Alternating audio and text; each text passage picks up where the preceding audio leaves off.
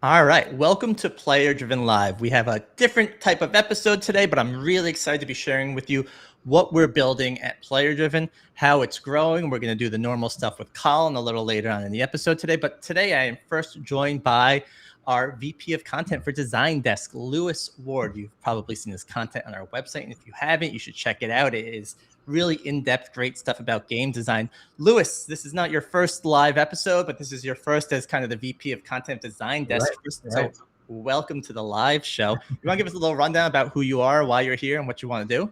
Yeah, I mean, you buried the lead, right? I guess earlier this week, we agreed that I got promoted from contributor to VP of Content at Design Desk at Player Driven. So that's an honor, and it's been a fun ride, right? So started late last year kind of doing articles kind of about design or related to design, and how that intersects production and kind of best practices between making games and then finally delivering them. And I know Colin obviously does a lot of stuff around the launch window and post-launch success and things like that. Super great stuff, and kind of a different aspect of what leads to success. But at the end of the day, it's just a topic that fascinates me personally. So it's been a blast to write kind of a piece every week or two on Player Driven. I've been posting them to Substack as well. If you're inclined in that direction, I've been writing it up. So my background at IDC, I covered video games from like 2009 to late 2025,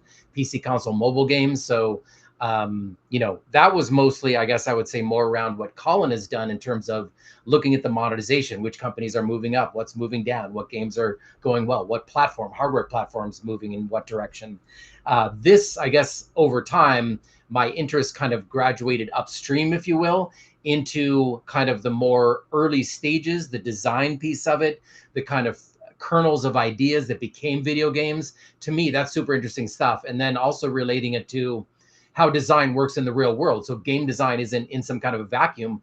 Every system we interact with in the real world was ultimately designed by somebody, and you can ask questions about, is this a good design? Is this not a good design? So I found it interesting in a way that I never did as an analyst at market research companies like IDC, thinking about how game design interacts with other forms of design in the real world and vice versa. How do real life situations and social systems and those designs impact the way we interact in video games? So for me, that's just a super interesting topic, and that's what I've been lucky enough to have been writing about for the past 6 months or so.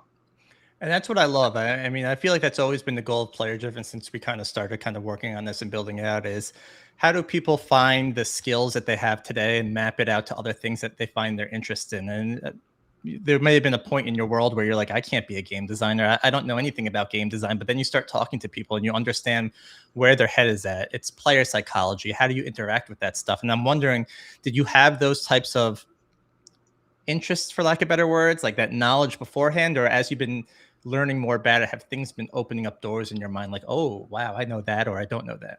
Oh yeah. So I've been reading a fair amount of books, right? So again, I think I had a good background. I was a gamer. I grew up in the 80s, so date myself, but I've played video games, did from arcades on down, played physical sports. So did a lot of basketball back in the day before I got old. And then, like I said, so just I've had all the consoles. I'm not much of a PC gamer. I'll confess that in my stuff. I'll probably have a blind spot or bias more toward consoles and mobile than PC, just the way I grew up and played. But it's been, it has been a learning process. And again, it's more like when I talk to people who design games, it's always an honor. The people running studios that have concepts and that are trying out a new idea that's never been done before. And it almost gets back into the theory or the concepts or the initial genesis of great ideas. And then looking at how do you execute on that? How do you bridge the gap between the theory and the practice? And are there common connections across the successful experiments like that, right? And so finding those things for me as somebody who studied, journalism, and when I came out of college in the 1990s, I was a journalist in the Bay Area, San Francisco Bay Area. So I kind of went back to my journalism roots in many respects. And if you read my pieces on Substack or Player Driven, it might have that journalistic feel to it. I can't really shake that, but did a lot of writing at IDC as well. But basically, the idea is to kind of expose or do investigative journalism where I'm talking to really smart people who've been there and done that. Some of them have written books, so probably you might not be able to hear me now, but Oh, I just knocked down. What am I doing? He's So that's throwing Mir books across. Savat's gaming community thing up there. Little show off there. This is The Rules We Break by Eric Zimmerman. You probably can't see that. A Theory of Fun by Ralph Koster. Self-determination theory, which is a psychological concept that has a gaming chapter in it. So I have been reading over the past 6 months as well, learning a new thing, if you will. And so I've definitely been learning along the way and making mistakes as I go, but it's been a fun process. So that's I had a base to build on, but this is definitely a new thing, and I'm learning new things all the time, and I like that. I enjoy that process. So let's talk about some of the works that you have done already, right? There's a number of podcasts you've kind of done a deep dive on. There's some people you reached out to just have kind of interview conversation back and forth, and they've all been fascinating. Is there any kind of highlights that you want to share that you've learned, things that are like, ooh, I never knew that before? It's fun. Oh yeah, that's hard to sum it up. I mean, Kristen Cox of ArenaNet, who kind of was one of the forces behind Guild Wars 2, was super interesting to me in that she went pretty deep into live ops and that process, and how the pre-production stuff worked, and then the players came along and said, we don't want to play that, we want to play a different way. And the way they'd set up the systems before launch, they were able to adjust. And I guess the point would be that when a new game launches, if it's got live ops and content coming all the time, that if you don't architect the systems in advance to be ready to be surprised by the player base, and also have the team ready to accept a different way of playing the game than you expected them to do. They expected small groups to go around and do kind of MMO type stuff, and they started going on, they call it champ trains, and they would get 80 or 100 people together on the same map, and they would go around the world and kill all of the bosses in one giant swarm, which they didn't expect, and it was a big shock. But eventually they rolled with it, and I guess her point would be that setting up those systems to roll with it, and then allowing themselves to say, we were wrong, let's just go with it and give the players what they want, if you will, is a big part of what she would argue live ops is about at the end of the day. To really listen to your player bases, obviously gets into analytics and all sorts of other things. But at the end of the day, you've got to make them happy and keep them coming back and give them an experience they never had before. And if you do that, if you deliver player value, as Oscar Clark would also emphasize, somebody I'm writing up right now at Arcanics, then you're more likely to do better than not. And so, yeah, I'm always on the search for good stories, of course, good personalities, and then highlighting who they are a little bit of their out of the game worlds about who they are, and then talk about what do they actually do, what are the nuts and bolts, some of the stories along the way, and hopefully getting at some nuggets that other people can use that are in a certain position, in a similar position, to learn from what has come before, and apply those to later projects they're working on. So that would be the goal in terms of player driven. I mean, I can go to other stories, but I'll stop there because I tend to ramble on sometimes. No, but I think that's fascinating. I just got off a podcast that will be coming out in a few weeks with a gentleman who runs a company called Wonderworks. His name's Zach Letter. And he came from the world of YouTube and builds Roblox games. Now, he saw a comparison between how Roblox creates as well as and how YouTube created. And he talks about how live ops is 90% of a game these days. It's about launching, listening to your community, and iterating it as quick as you can. And he's on Roblox, so he's saying real time. They're pretty much iterating as they go. With AAA, it becomes a little more of a kind of a roadmap type of item. But this is where I think a lot of the conversations that I have with Colan as well as you, there's a lot of overlap, but kind of goes in different directions. You hear from people in Discord about updates, and then those updates need to be fed to the team, the product team, the engineering team to figure out how to put these things into place. And it creates this feedback loop when implemented properly, which I think helps games find those legs, keep going, keep growing. And I think it's just, I don't know, it's this whole ladder and picture that when you start to put it together, you can visualize it.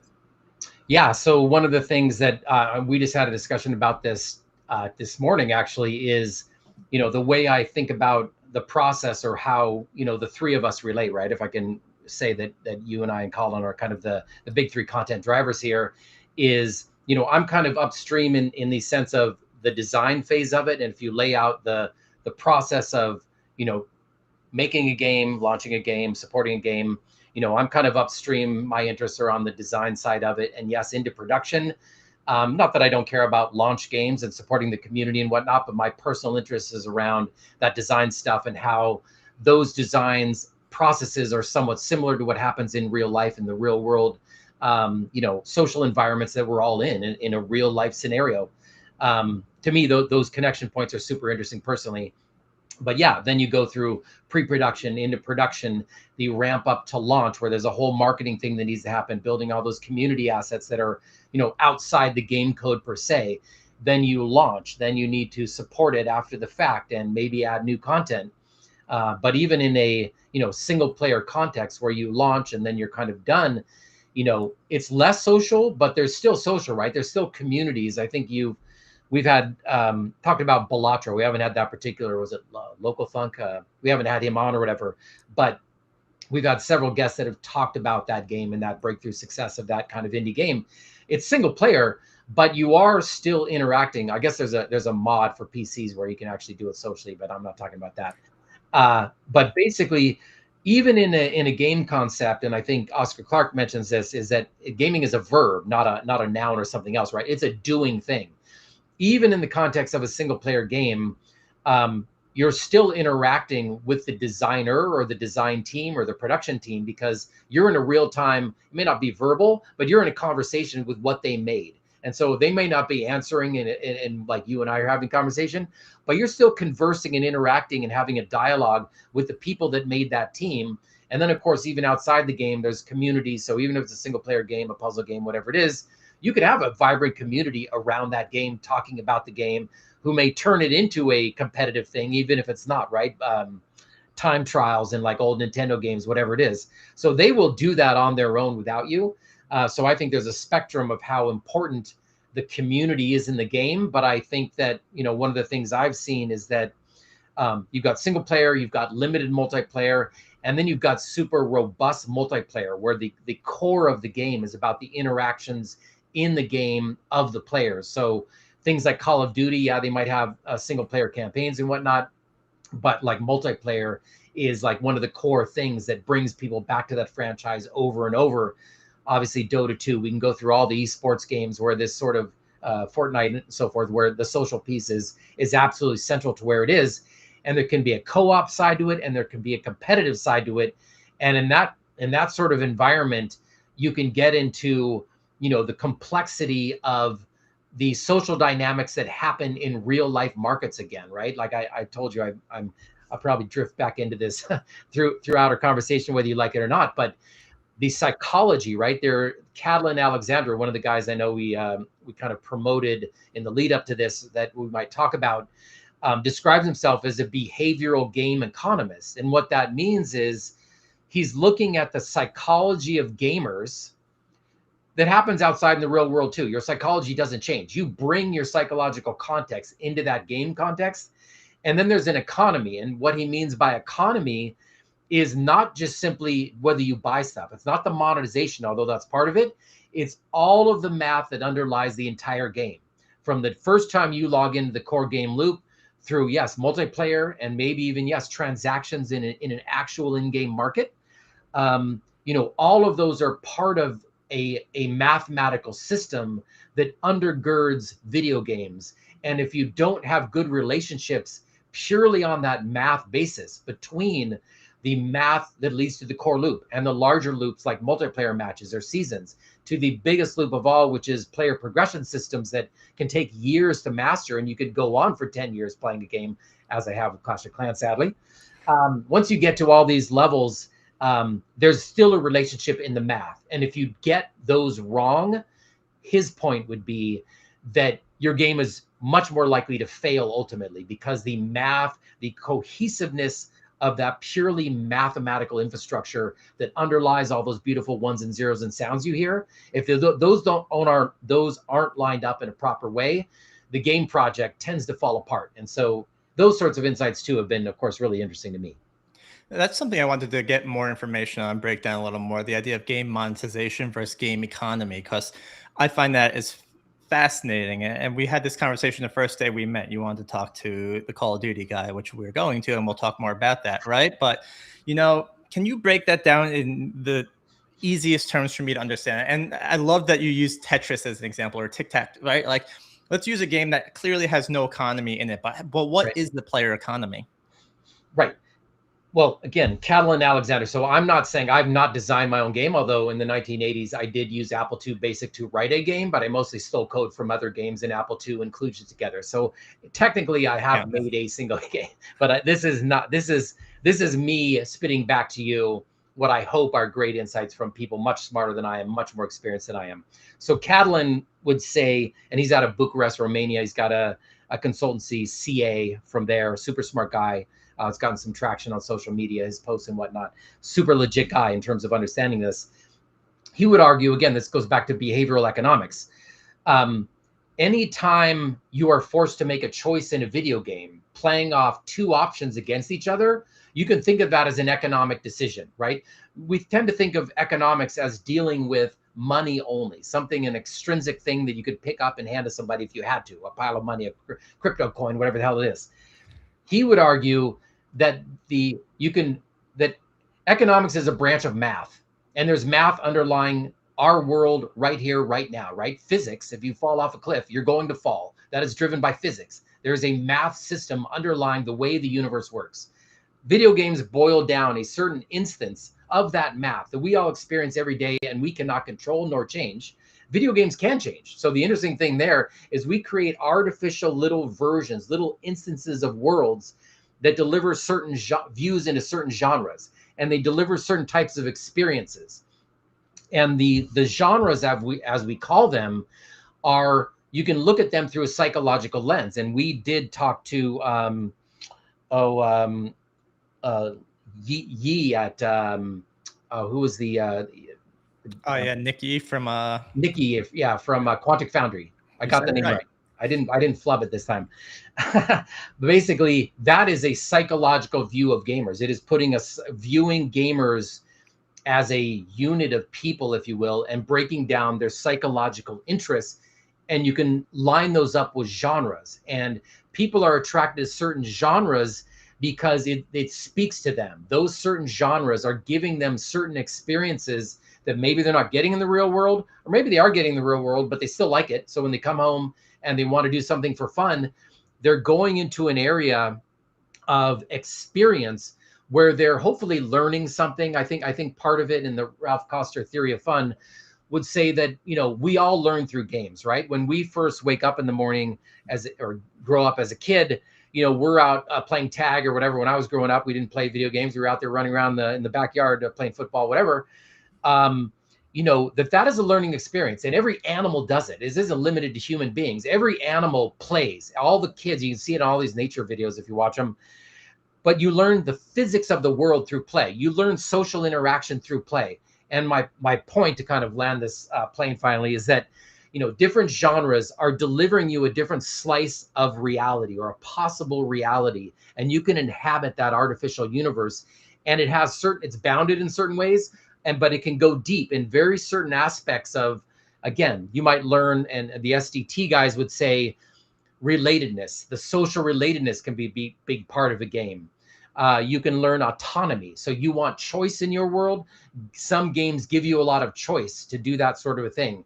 And then mastery of certain skills, like you progress and you learn things about becoming master, and you kind of gain all these you know, different skills, and the accrual of these learning things are a kind of driver of playing video games as well. And so the different genres can be thought of as different psychological needs that you have, and they serve those needs. And the video game developers that I've talked to generally do have some sort of psychological model in mind, who they're going for, the type of experience they want you to have as a gamer, and then they need to follow through on that and deliver on that.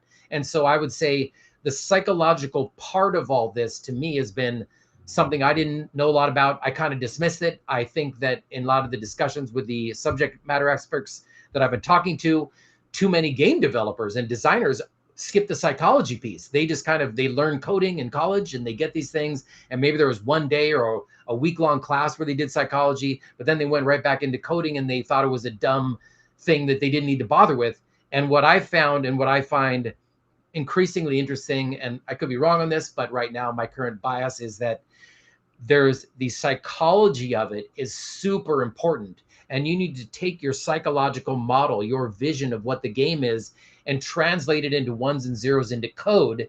And if the more accurate, the better your vision, and then the more accurate you can actually translate that into an experience, the more likely it is that your game is going to succeed, because it is serving the psychological needs of the users, and then they'll pay you your money. Once you're giving a good experience, and this is true of anything out here in the real world, once you deliver a great experience, people will come back and they will tell their friends about it, and you get into a flywheel of successful monetization.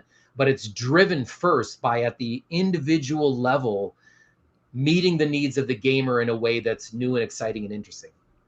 Yeah, a lot of this, I keep relating it back to the stuff we talk about with Colin, right? And even the stuff I talked about on my podcast earlier is like, understand who your audience is as well, right? Like when you're creating these psychological loops and these gameplay loops and finding the fun, different audiences are going to find fun in different places, right? So know who you're building a game for before you're going in, and then you can get into the psyche of that type of player and understand where they're going. And I mean, it sounds obvious, maybe because we live in this world and we say it every day, but if you're going to make something, right, make sure you're making it for the audience you want to build it for. And yes, you should make it for yourself as well, but get that feedback, hear from people, what's working, what's not working, and then you iterate from there. I think know what you're building and who you're building it for is a lot of what you're talking about, and the psychology plays a big role in that.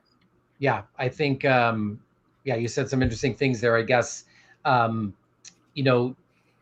there is I guess Catalin Alexandru has talked about how there's usually a good blueprint, and then there's the actual practice of making the game. And a lot of times the blueprint is not translated well. He would say that there's a gulf between theory and practice, and that a lot of projects fall down a morass of trying to bridge that gap, and they simply don't, and they fall back into what they know. And so they just go forward with the same old thing they've done reskinned before, trying to replicate that model rather than truly innovating or doing something interesting that's unique to that. So I think that translation point is, something that is problematic for a lot of studios to kind of bridge. And so anyway, that's one of the thoughts I had on that is that's a lot harder to do than it sounds like.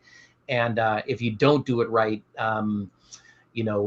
a lot of times your game project will simply fall apart. It's just you're not going to find an audience, because there's a disconnect between your vision and then what you ultimately deliver. I might add that AI tools, I know people don't necessarily like AI tools, but I've been talking to some studios recently where you can apply, you can create a game and then you can test it, and it can be very expensive to do that. So yeah, play tests all sound good, but doing an actual play test in like a data clean room and all these things that may be necessary can cost tens, if not hundreds of thousands of dollars. So it all sounds good in practice, but it can be expensive and hard to do. And so all I'm saying is there has been some evidence recently that with some AI tools, there are ways to analyze the data and get insights from it to short circuit that thing, make it much faster, it's not going to be, there can be hallucinations and all that.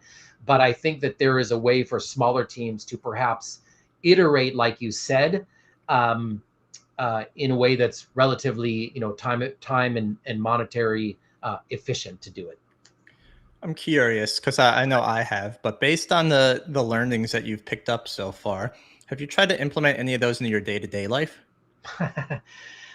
Psychology, yes. I think I have thought about, my wife's a nurse practitioner. I've got a daughter who's 10 years old.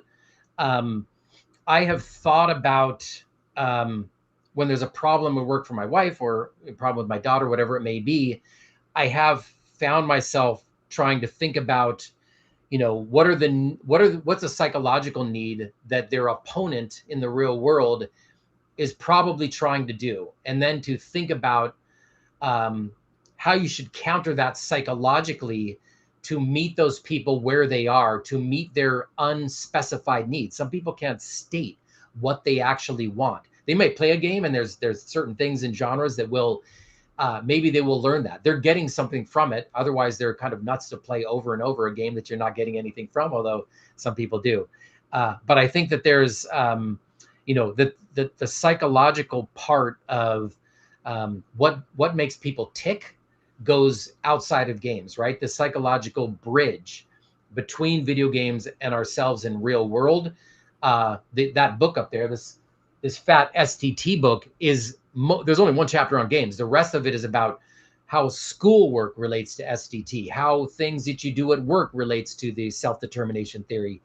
And their point is that, or their thesis is that, again, we all have these same human motivations or needs, and then the systems that meet those needs better are more likely to succeed over time, because the people will come back to them. They'll respond to it in a way they may not be even able to articulate. And so I have found myself thinking about things I experience in the real world in a slightly different way, because I never really gave any 2 cents about psychology per se. I thought it was kind of frou-frou and silly, and what can it really do for me?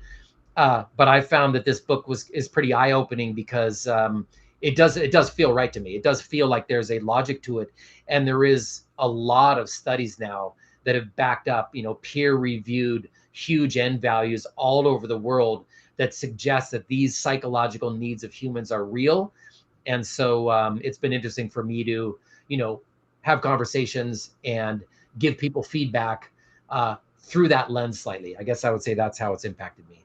Yeah, you talking through all that, right? It brings me back to the Marco Terrell conversation that we had, and I know you did a write up on him, because he has a very bold take, right? And I don't agree with everything he talks about, but I love the way he talks, because he's very passionate about it. And he talked about how we're living in this world where people want to be able to create their own fantasies, and it's like that's the direction he sees gaming going in, kind of that fantasy reality of like you could be whatever you want to be. And I forgot the exact verbiage he used. And a dark power fantasy. Power fantasy. Perfect. That was it. Exactly right. And I'm hearing more about that, not just from him. And I think that goes into the psyche of people and where we are today. Like those are the feelings we want to feel. And it seems to be like that is the one that maybe it disappeared for a few years, where it was more, I don't know, but this power fantasy I'm hearing more and more about, and I feel like that's going to be the current trend we see.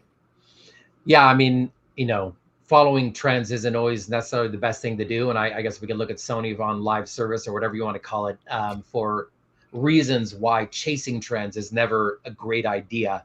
Although sometimes it works. Sometimes I think Catalin would say there are a lot of games that are total copycat ripoffs that make more money than the original simply because they marketed better, did something. They didn't really innovate.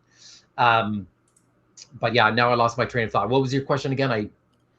Just basically, do you see the power fantasy, not chasing trends, what you're talking about? Yeah. I mean, the power fantasy, I guess the other angle I was going to say was, there is this concept that Eric Zimmerman talked about dark design patterns, and has come up in other contexts as well. You can deliver a dark power fantasy and give someone a sense that they are the god of this universe, but that game is a single player game. In other words, once you get to a social context, it gets very difficult if everybody is a god. Now, on top of that game, he's apparently added, partly because Andreessen Horowitz, I believe, invested tens of millions of dollars into the project. He's built a Web3 game on top of it. You have to get to a certain point through that progression of a single player, and then you can enter the arena of a Web3 game that's built among the power users, which has to have very different dynamics simply because it's social. In a single player game, you can have everybody be God. That's not a problem. Once you get into a social context with a bunch of people, it's very difficult to make one person, one character a god, because that makes everybody else a serf. And you know what the serfs will do? Nope. They'll quit the game. You can't do that. So anyway, there's a dynamic there where if you're going to have it social, you then have social rules. You have a social contract. You have norms. You have to have systems that support the bottom end of community players from getting their asses kicked by super powerful people. They will quit your game. And I would say that a lot of Web3 games have gone off the rails because they haven't supported the community in a way that answers the question, why should I want to participate in this game if I'm a relative noob? If it's social, what am I getting out of it? Versus the person that's already succeeded and has a massive competitive advantage over me. If you put me in the same match with them, that is a So Call of Duty and many other games, they're going to ban the player skill in very tight ranges. So you're never going up against somebody who's played it 1,000 hours when you're hour one. So there's a whole thing that happens in the social piece where a dark player fantasy can work great in a single player game, and you come away and you end the game and you win the game and you're the god, and that can make you feel great. All I'm saying is once the game becomes social, and you make it deeply interactive and social in the sense of a family or whatever, then you need much different systems in order to allow for people who are not the god to still have fun and still want to engage in the system. So you mentioned Call of Duty, and when we first met and we first spoke, you told me your ideal person to talk to is the guy that worked on the Call of Duty algorithm. So recently we met Charlie Olson. Charlie Olson is the not sole person. He is one of the main guys that was behind the algorithm in 2017 that launched in Activision's Call of Duty.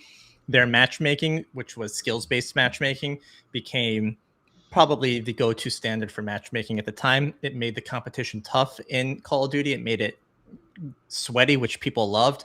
However, it also created a divide in the industry on kind of the best way to matchmake. Is it fun? Is it fair? And it's a lot of interesting stuff. And I was wondering if maybe you can set up kind of what excites you about this conversation and maybe tease out what we're going to talk about a little bit. Yeah, happy to. And you're the man for tracking him down, Greg. So yes, you're right. I'm When going to we actually first bring started talking, like, yeah, because that was a, sorry? I'm going to bring in Colan as well here because Colan Okay. decided to jump in and say hi. He has no camera yet, but you'll see him pop up. Okay. But sorry, go ahead.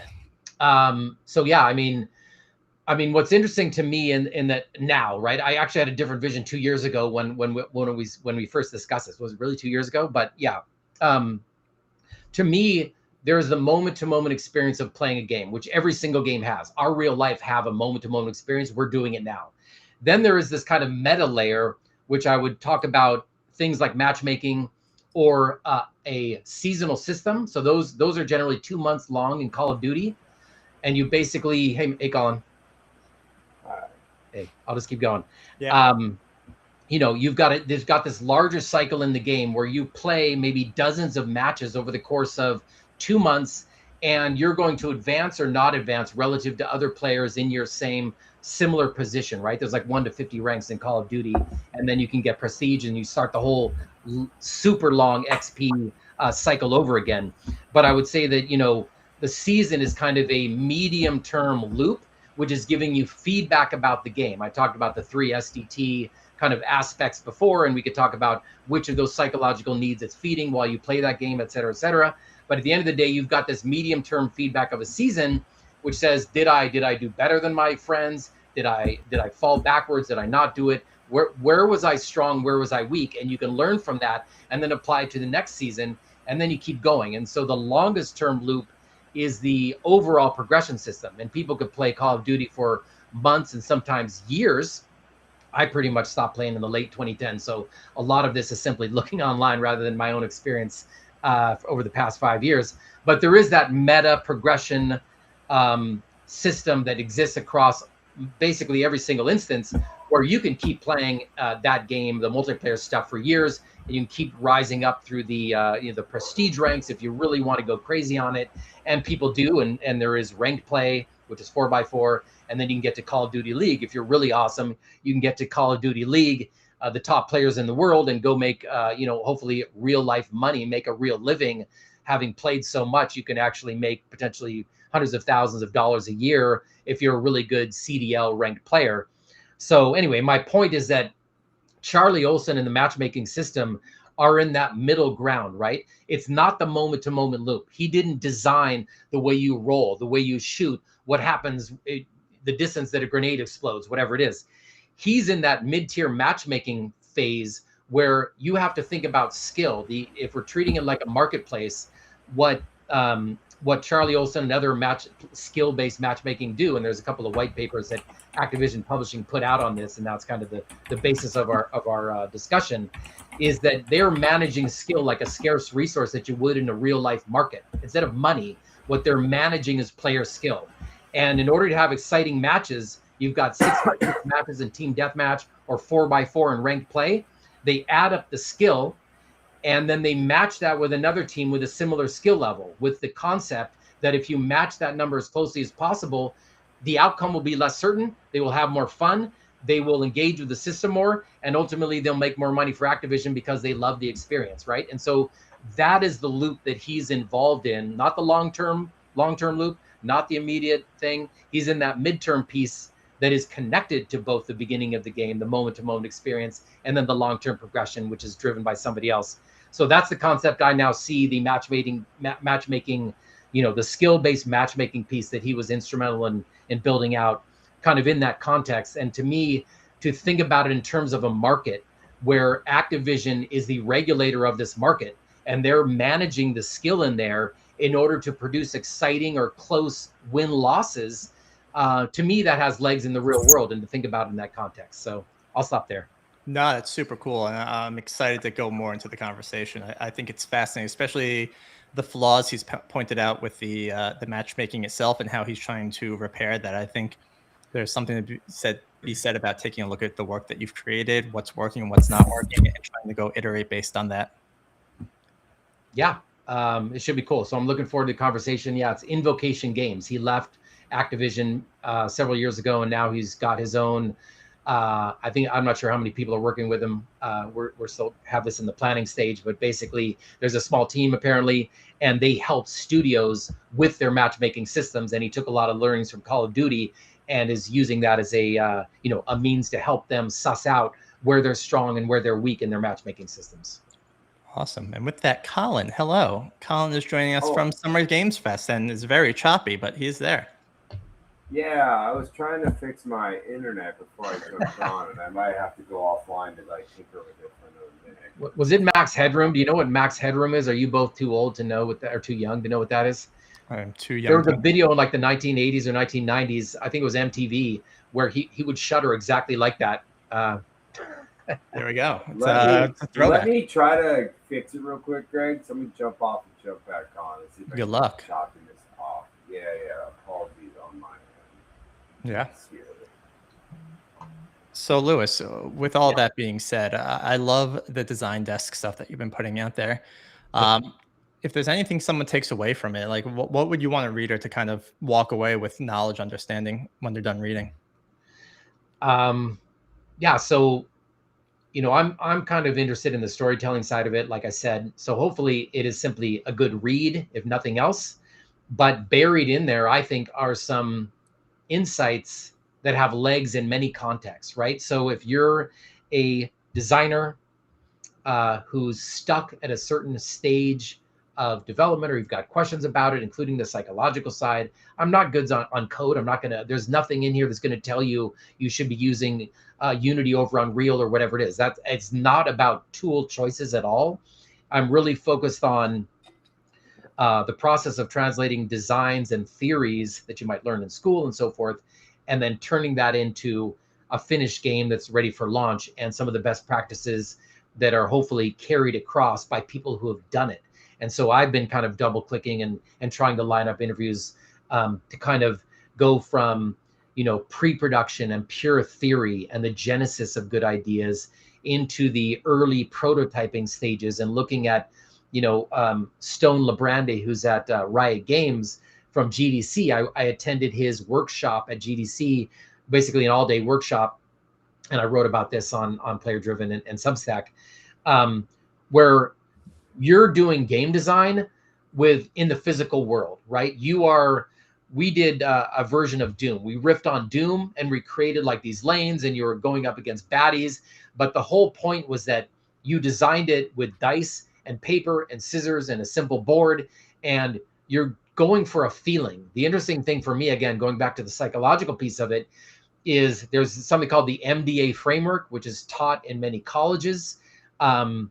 Basically, it gives you a structure for how to approach building a video game project. And one of the elements in it is it starts with the psychology of the kind of experience you want to deliver. What do you want that player to feel? And then you start working backwards from there to the mechanics and the systems that are going to deliver on that feeling for players, right? And so that was built into the type of things that Stone Lebrandi was talking about, and he's teaching internally at Riot and elsewhere. He teaches an online course to college students at Carnegie Mellon University. But basically, that psychological piece is buried usually somewhere in that mix. And so, hopefully people will take away, among other things, I'm into SDT in case you didn't notice, but as a potential means of bridging the theory and the production, that the psychological part of the gaming experience could be the glue, is the bridge. It doesn't have to be SCT. There's many models out there, but the psychology piece, I think, intersecting with the code related work you do with gray boxing and level creation and all those sorts of things, it's the psychological piece and bringing over the emotion and making sure that those players are feeling the right emotion as they play should be crucial to making that leap between theory and practice. And so highlighting some examples of that and putting some meat on that is kind of one of the main things I hope people take away from it. I love that. I love the stuff you did with Stone Lebrandi. I mean, the whole Doom thing, the Doom Eternal, you had that board set up in your pictures and all that stuff. I thought that was the coolest exercise you could go through, especially because you're relating it to a game you're familiar with. And I think that's a fun way to go about it. And we should get him on a podcast. We can use a rioter on here anyway. Yeah. So sometimes we do. Sometimes we'll get him on, but that was just I was there in person, obviously. So we got some photos. That's as close as I got with him. That's awesome. What games are you playing these days, Lewis, other than Clash of Clans? I know, man. You already know the answer to that. But again, with my daughter, it's Roblox. So she's way into Dandy's World. If I brought my webcam over to a room over here, she's making physical little Dandy's World. Like she's having me print stuff out, and then she's actually drawing them by hand. She's got this little homage. She's gone through a couple. She's 10, so she's kind of getting into relationships, and this is kind of like a virtual relationship. So, the lore of these characters that the developers didn't even deal with, but kids have gone online and created backstories and relationships between these virtual characters in Danny's World. It's this whole crazy thing that Joe Ferenz, the guy that you did interview with a Newzoo person, we've kind of connected on LinkedIn and stuff. A Roblox developer, not of that game, but of some other Roblox games. Anyway, so Roblox is one of the games I play with her. We do some Minecraft together. We did Five Nights at Freddy's Security Breach. That was one of the ones. It's like a single player game. She's not so good on the controller, so when she gets stuck, she hands it over to me. Somewhat annoying, I would say, honestly, for me. That game, don't love it. I don't think the replayability is too high, but there's some good jump scares in there, and there's some interesting stories and character development. So that's one that I've, I guess I would say, on consoles over the past couple of months I've done. I haven't been playing Fortnite recently. I mean, that's probably my wife and I are. Oh, Cuphead. We played Cuphead on. Nice. We downloaded it to the Xbox, so we've been playing the Cuphead thing and watching the TV show, the Netflix show Cuphead. So we've been actually doing that a little bit. So retro game like Cuphead. Transmedia, you love it when games become TV shows and movies. It gives you more places to engage with it. Yeah, my wife was a big Fallout, right? Fallout. I think she played the one that became a really popular TV show. We've watched that series, but she was a big Fallout person, not me.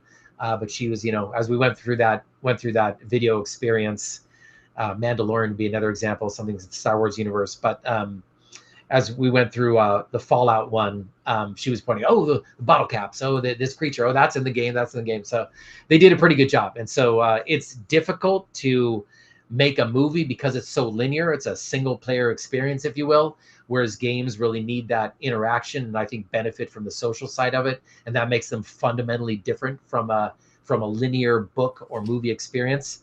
So it's hard to make that leap.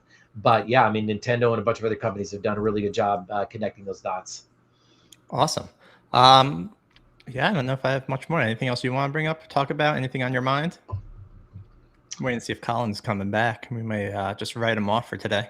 Yeah, might have been rough. I mean, not really. I'm happy to keep doing this. So I've got a few more things in the works. The Catalin Alexandru one did pretty well on social media and whatnot, and he connected me with somebody else who could be a future interview. Anyway, it's interesting how these things kind of snowball. If people like what I've written and they give it a little shout out, sometimes that opens the door to somebody else. So I'm always on the hunt for somebody. And so I guess if there's someone watching this who is deep into like self-determination theory and has applied it in the context of making a game, what's worked, what's not, I don't care if it didn't work. I'd like to hear that too.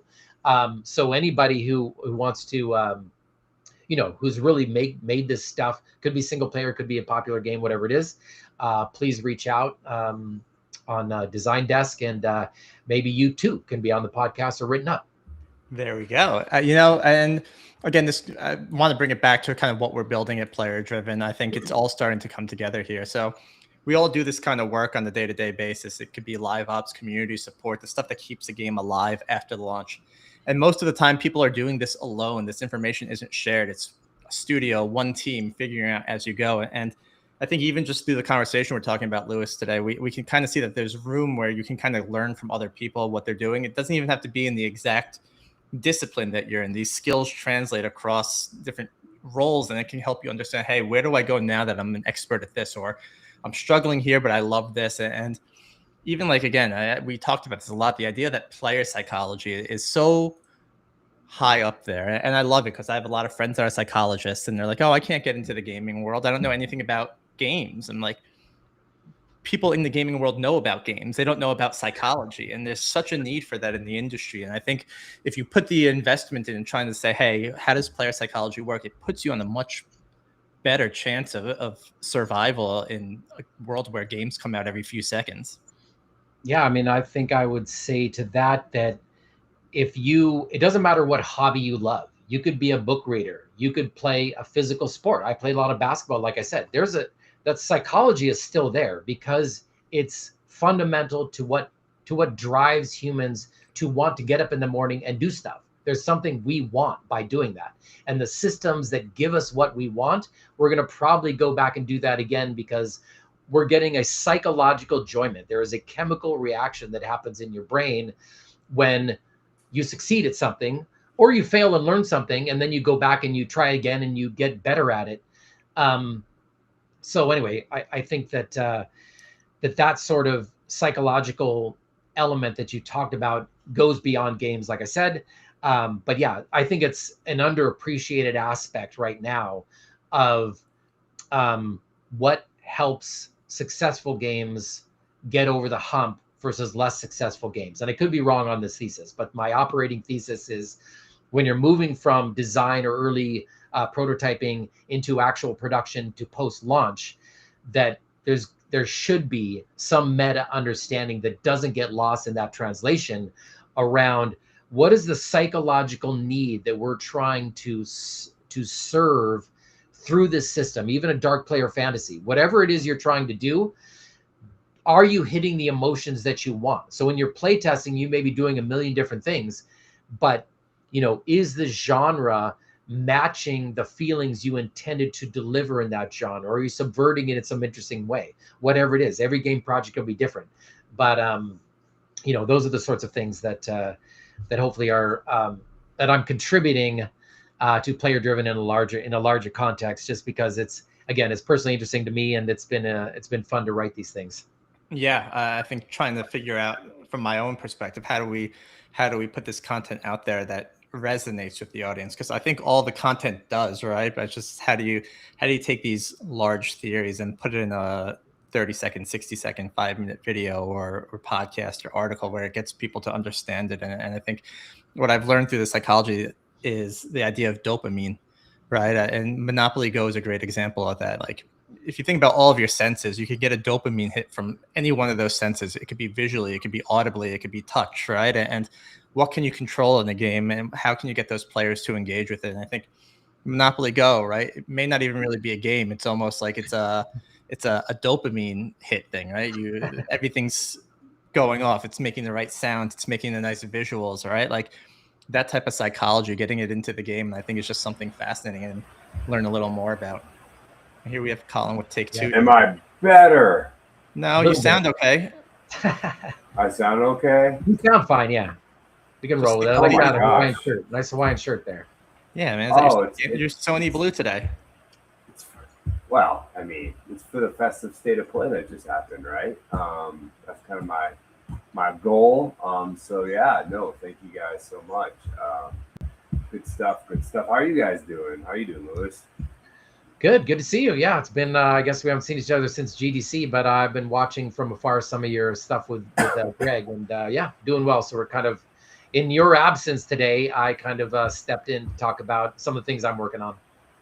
Oh, nice. Well, Greg started early. So, Greg, where do we want to jump in? Where am I coming in, like off the top of the rope? I heard a lovely conversation about Call of Duty Modern Warfare 4 or Modern Warfare or Call of Duty in general. But So I want to just start with Summer Games Fest, man. Lots of games are coming out, and now September looks like a shit month to launch a game. So first off, you're the Sony boy. How was Summer Games Fest? well, I mean, the actual Play. event's tomorrow, so we just had State of Play. State of Play, sorry, yeah. Yeah, how was State of Play? I mean, I'm sure you watched it. I would say our initial read was to as be expected. You know, God of War did fairly well in terms of at least driving interest and conversation. It will be remains to be seen if that's a good thing or a bad thing for that game. If you buy into the internet discourse on that one right now, Wolverine did what it was supposed to do. So good job, Wolverine. Until Dawn 2 was a bit of a surprise and saw a nice bump, and along with a bunch of other horror titles, Ill was something we've always flagged as going to be a hit, and they revealed a lot more of that game at State of Play, and that's tracking to be just exactly that. Tomb Raider is continuing doing what it's been doing every time they show more stuff that game. So it's good. It's good. It's the first. I mean, I would like to say they were first, but it was really Call of Duty that was first. They were second in terms of kind of putting all the chips on the table. But what are your thoughts from the outside, like as an Xbox fanboy, Banana Ball fan, obviously? What did you think of the State of Play? Were you underwhelmed, overwhelmed, or whelmed? I was whelmed. I think Wolverine was great. I think it looks great. I mean, the amount of gore in the game, I think, is perfect for what a Wolverine game should be, and they didn't shy away from that, which I think is awesome. And I think that did an amazing job. God of War, I was never a God of War player. This looks interesting. I watched the 23-minute video. I know Simon was mentioning a lot of quick time events, which he's not necessarily pumped about. I don't know what the sentiment around that game is. You probably know a little better than I do.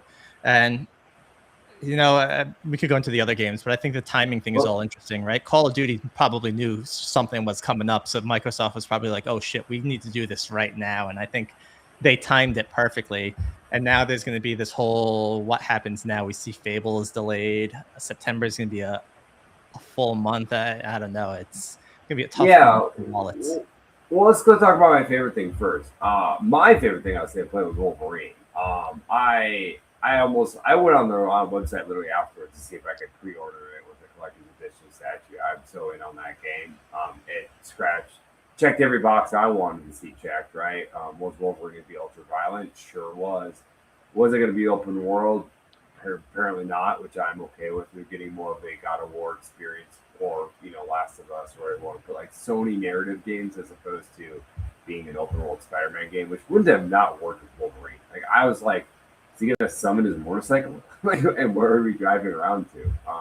So they ended up doing that. I think the narrative tidbits out of this game was interesting too, but like I'll just say the image that won me over, which is the ultra violence of it all. But like that's Wolverine, right? If Wolverine's not ultra violent, then you're not being true to the character, at least in the comics. He's an ultra violent character. Part of his growth as a character is he becomes ever so slightly less ultra violent. He starts off being incredibly violent and murderous and angry. And as he joins the X-Men, or as he kind of builds as a character, his tendencies of ultra violence goes down to like a level. He's less apt to kill everyone in the room, right? So kind of like this is obviously starting off in the world where the X-Men apparently don't exist yet. So he is. Just like that, he's gone. The choppiness got the best of him. They didn't like what he was saying about Wolverine, apparently. Apparently not, but he'll keep talking and we'll overtalk him here. But there's this whole psychology thing of what we were talking about, right? They took Wolverine and made it an on-rails single-player mission game, which I think makes a lot of sense here, right? Because if you want to feel that goriness, if you want to feel that, I feel like it all has to be a show. And Resident Evil, I remember reading years ago, was like that. Resident Evil, you can't move the camera in the original Resident Evils because they wanted that cinematic experience. They wanted you to witness it how you're supposed to witness it. And I think Wolverine's going that same route where instead of going to Spider-Man open world, we want you to experience how we're I think they also set the camera, though. I could be wrong. Could have gotten my streams crossed, but didn't when we talked to Sean Layden, didn't they? There was a problem with the particle physics, the distance. They didn't have enough memory in order to draw forever, and so they fixed the camera because then they could dial up the fog and stop drawing at a certain point distance away. So anyway, I could be wrong on what drove that. I'm back. All right, come back. We had a good side conversation about Wolverine while you were gone. Oh, well, I was just saying the part where he shoved the dude into a forklift was the best part. I was like, well, that's Wolverine for you, right? Ultra violent, bruiser, gonna kill everyone.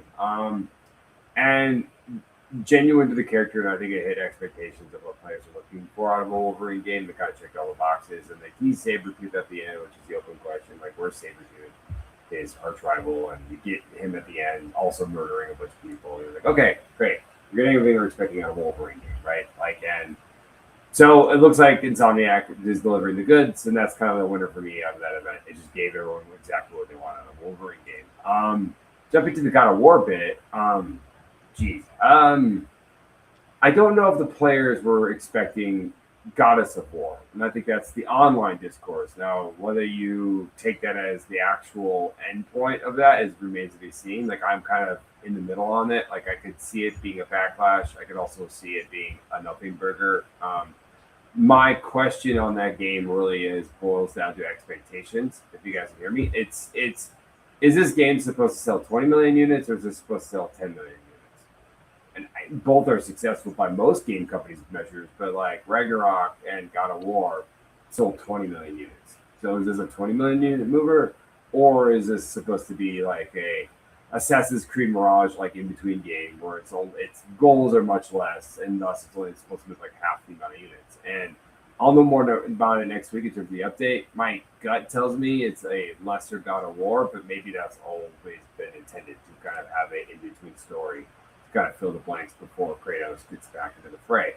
I find it really odd, just from a fan, that they announced the God of War remake trilogy at the last State of Play to only then give the fans a sneak peek at this God of War game, which was not the remake trilogy, right? So there's a bit of joltiness with God of War, and that said, what they showed was pretty gorgeous, even though I was completely lost. I did not have a gelatinous cube as my companion in life, as something I'd ever seen in gaming. And there, for those D&D heads out there, know what a gelatinous cube is. There it was, talking to you in the voice of the guy from The Boys, and a ribbon, which I, as a fan, I'm like, why isn't the sword talk? Why is the ribbon talking? Like, so we'll see what that means. It's clearly part of the narrative, so I'm sure you'll unpack the mystery there.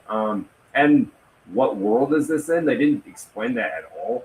You had to like read the IGN articles afterwards and be like, what is this? Like, who are these gods that she's going up against?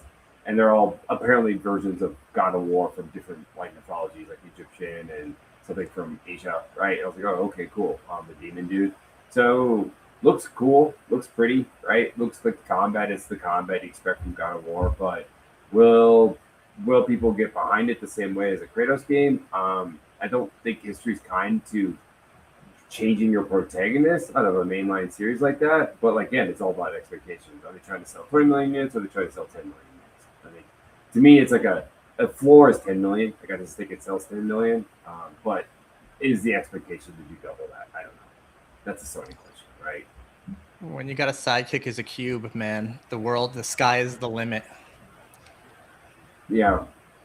I mean, and it also is like, they clearly were making this game for a long, long time. And that's just like the place that game development is. I was talking to someone about this online, and I'm like, people have issue with like, just I dance around the internet conversation around having a female protagonist. Like, I'm different for them. Like, if the game's good, the game's good. Who cares? It's I fall under, right? It's a compelling reason for her to be the main character.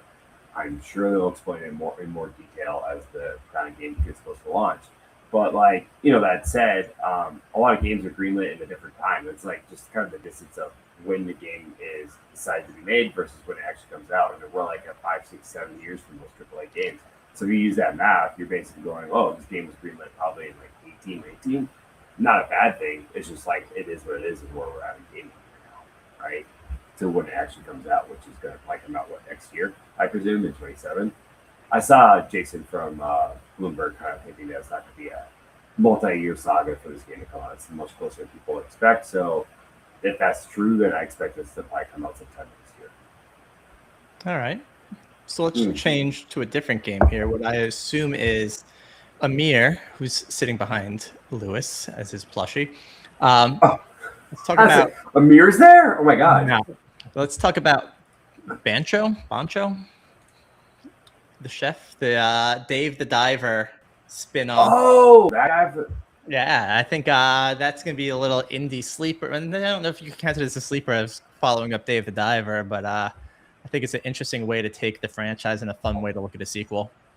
I think a lot of people have issue that Dave the Diver is an indie game, but I'm not going to step into that hornet's nest of dialogue. Right? What is an indie is always a question. That never has a clear answer. Is it a vibe? Is it a team size thing? Is it a publisher thing? Right? Etc. Etc. Etc. Then how about another game announced, Control? Because of its timing, is Control going to be screwed? I mean, gosh, who makes that game? They're the ones that did Alan Wake, right? Yep. If my memory serves me. Yeah, so they definitely want this game to be a massive hit. I think that September is incredibly packed. So nothing is going to go near Wolverine, right? I think Wolverine carved out its spot in early September, which... Oh, man, right on cue again. Yeah, he's about to say something. At a bad spot. He just disappears. This is the importance of a good internet, everybody. I don't have one. It's a cliffhanger. It's okay. Did you watch any of the State of Play, Lewis, or not your thing? No, I didn't. I mean, I have in the past, but I didn't watch this one, so I'm not going to be useful in terms of. I mean, I played all the God of Wars till now, so I think he said, was it him or you said they didn't play them, but I've been pretty religious on all those games. I've been. Yeah, I don't know the new one. So I have no clue. They said it's a female protagonist. I mean, that's news to me. Yep. So how about they announced Rayman? You announced what? Rayman. Rayman. Oh, okay. Rayman. I don't know if you know Rayman. He's back from when we were kids. A platformer. Rabbids or whatever. No, that's Rabbids is something different. Rayman is a platformer from who makes Rayman? I think it's Ubisoft. I was going to comment. Can I just make you jump back because I keep getting? Yeah, please go for it. I'm sorry everyone who's watching this today. My internet is awful, and I'm trying to IT this in real time. I was going to say about Control, what's not announced yet is EAFC. It's exact release date. Just assume it's coming out in the back half of September, and it's going to sell a million copies because it's World Cup year. Even though EAFC just sells a billion copies anyway. So, as I tell people, when you think about the release calendar, you might as well take. I think the technical gods are telling us it's just not going to happen today. Yeah, I think that's that feeling. I'll have to catch up with him tomorrow. Okay. I'm sorry, guys. I'll go. I gotta go. You talk to Lewis. I can't do this. I'm so sorry, guys. Let's do this. We'll catch up. We'll do more. We'll film some stuff and we'll put it out there. Go enjoy SGF. Take some pictures. Same man. All right, Lewis. I enjoyed this conversation. I'm excited to see what you're building out with Design Desk. The little we got from Colan, it was helpful. Before we do wrap today, is there anything you want to let people know? Tell people where to find you? Yeah, I mean, I will have some news about another fractional thing I'm kind of working on, but I probably won't be able to say that until at least July. But I guess that will that'll be a professional thing that I can tease for maybe next month, be able to say something more about it. But yeah, no, it's been fun, and I guess enjoy the summer. I think we will be at least I'm trying to get my wife and daughter to come down with me to Games for Change. So I suppose put a shout out there for anybody who's going to Games for Change. I think you and I will both be there in July. And so if you're going to be in New York in that time frame, I think it's the 20th, 21st, 22nd, somewhere right around there. We're going to try to do something there for Player Driven and hopefully have some good interviews coming out of that. So I always get inspired by some of the amazing work happening there. And yeah, I guess that's my last point. Maybe we'll catch up in person for the first time in a while in New York next month. Yeah, just to kind of double tap on that, July 21st, we are looking to secure a location near where Games for Change is, which is around where the Intrepid is, which is like a weird location in New York, but it was over by there. There'll be more details coming out on that. We're going to try and open it up to everyone. We'd love to meet the people that listen, people that are creating stuff in the space, start networking, but there'll be more information in the coming weeks. Lewis, as always, I want to make this a more regular thing where you could come talk about what you've worked on for either the month or whatever on Player Driven Design Desk. And thanks a lot for this, man. I hope you have a good rest of your day. Thanks, you too. Talk to you soon.